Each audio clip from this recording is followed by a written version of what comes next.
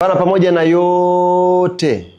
yote ambayo yanajadiliwa sasa hivi, moja katika habari kubwa ya leo ambayo imenipa furaha, imenipa morali, imenipa nguvu, imenipa amani kwenye moyo wangu ni uteuzi ambao ameufanya Mheshimiwa Rais Daktari Samia Suluhu Hassan wa kumteua Mheshimiwa Dr. Mwigulu Lameck Nchemba kuwa waziri mkuu wa Jamhuri ya Muungano wa Tanzania.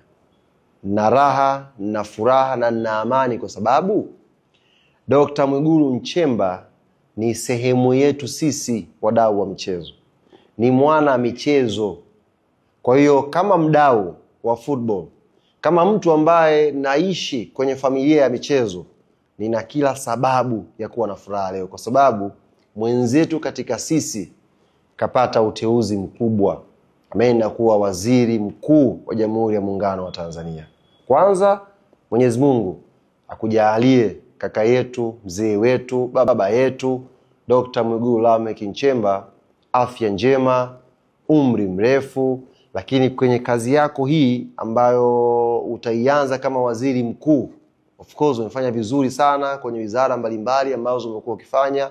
Wizara ya Fedha umefanya vizuri, lakini waziri mkuu wanasema ndio moyo wa operation wa nchi.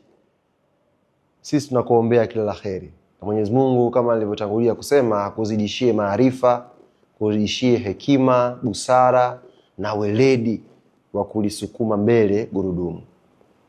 Wanasema Waswahili mwandazi ajipunji. Ndio maana sisi watu wa sports leo hii tuko very proud. Mwenzetu katika sisi kapata uteuzi. Kwa hiyo tunaamini yashafanyika mengi mazuri kwenye sekta ya michezo. Lakini kwa kumpata waziri mkuu mwingine ambaye ana moyo wa michezo, sekta ya football Tanzania itapiga sana hatua. Na mimi nazungumza kwa sababu sio kwa sababu tu nipo Yanga, ni kwa sababu mimi ni kaka, mimi ni baba na mtoto na mdogo na ndugu na jamaa ambaye ndoto zake zipo kwenye michezo. Kipata direction ya viongozi ambao ni sehemu katika sisi wa michezo, tunaamini mwandazi ajipunji. Kati ya kufikiria mengi, basi Mheshimiwa Mwigulu Lameck Nchemba atufikiria na sisi sekta ya michezo tuzidi kupaa, tuzidi kupepea. Mwenyezi Mungu akujalie kila laheri, na nikasema nisifiche furaha yangu, ni share na Watanzania wenzangu. Leo mwenyekiti wa wasemaji Ali Shaaban Kamwe na amani moyoni jamani. Football imeshinda kwa mara nyingine. Kila laheri mheshimiwa.